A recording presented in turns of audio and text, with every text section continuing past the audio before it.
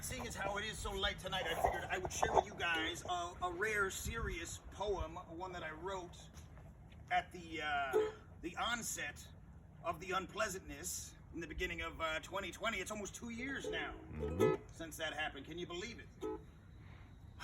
Anyway, it's for all of you guys. It's for my whole creative community. It's entitled A Love Poem. March 15th, 2020, dated. On the threshold of a brave new world. No rivers rose, no fires swirled. No asteroids careen, no missiles flew. For the grand finale ever neared, there through this hellish gate I peered and gazed at everything I feared. With you. A blackness so engulfed the skies, like earth she'd spat in both my eyes, but still I searched for any speck of blue. When swooping down from such a height, all slanting, sloping in their flight, 'neath scarlet skies, I dodged their bite with you. They drove us quickly underground, where endlessly alarms would sound, and for the workers, one last whistle blew. Then, stinging like a ruthless lash, the screens, they'd flicker, glow, and flash. In awe, I watched that monster crash with you. Then specters by the thousands marched, in hospital blankets freshly starched. Before our eyes, their ranks forever grew. While stooping, dim and distant cloaked, dear Libertas, she wheezed and choked, but helplessly, my cheeks I soaked with you. Those breathless weeks we laid in wait, but all the while I faced that gate through which I glimpsed a world not brave, but new. And as loathsome seemed my path to start, the weight most pulling at my heart was the fear of being forced apart from you. Thank you.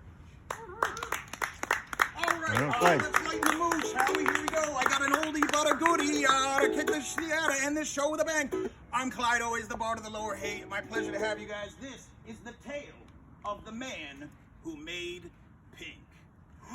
Once upon a time. Pink. Oh. You say pink. Pink. Pink. That's right. On the island of Manhattan, there lived a man named Thaddeus Thickskull III. And Thaddeus Thickskull III had been born to a grand fortune. It was his father's fortune, his father's fortune before him, and so on, etc. The point being that all of his life, Thaddeus had had any manner of rich stuff that people like you or I could have only just possibly imagined, like, caviar, champagne, yachts, lavish parties, trips around the world, etc., etc. You name it, he'd done it. He'd done everything money could buy, but money could not buy Thaddeus Thickskull III happiness. And so it was one autumn morning that Thaddeus was wandering the streets of the city, feeling oh so sorry for himself. Now, so happens, on that autumn morning, he spied a shop that he'd never noticed before. And in the window of the shop was a sign, and the sign said, "Make pink." And he said to himself, God, I've done everything in the world there is to do, right? But I never made pink before. So he walked in the shop, strolled up the shopkeep, said, "Sign me up, I want to make pink." The shopkeep said, "All right, you want to make pink? Well, the first thing you're going to need is a big plot of land way out in the countryside." So Thaddeus walks out and he says, "No problem, come right up."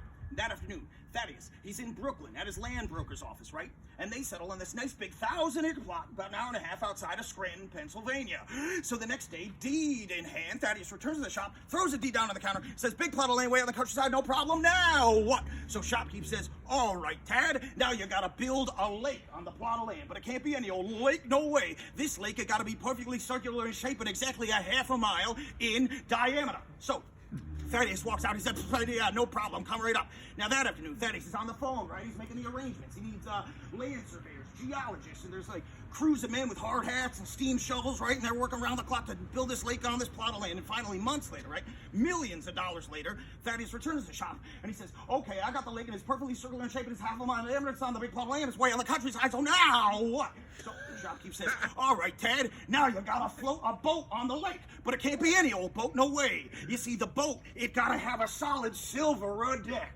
So Thaddeus walks out and he says, "No problem, come right up." And that afternoon, Thaddeus is on the phone again, right? He's making the arrangements again. And this time, he needs boat builders and carpenters and mechanics and silversmiths, for crying out loud. And they're out there working around the clock to build this boat on this lake, on this plot of land. And finally, months later, millions and millions and millions of dollars later, Thaddeus returns to the shop with a crazy look in his eye. And he says, okay, I got the boat, and it's all sitting pretty on the lake, and it's perfectly circular shape, and it's half a mile diameter, and it's on the big flood land, it's way out of the countryside, so now what, goddammit? And shopkeep says, all right, cool your jets, Ted.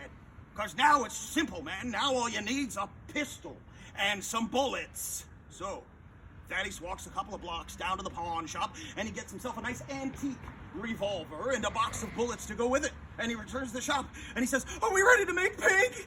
And shopkeep says, yeah, we're ready, let's go.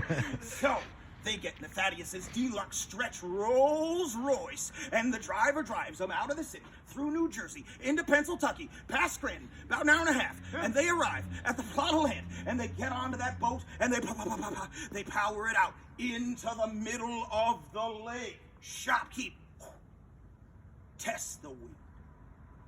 Not a breath. And he loads into the chamber of the pistol a single bullet, and he hands it to Thaddeus. And he says, all right, Tad, you want to make pink? Here's what you're going to do. You're going to stand there stock still, right? And close your eyes. And raise the gun straight over the air. And pull back on the hammer. And wait for my signal. And slowly, ever so slowly, Thaddeus does.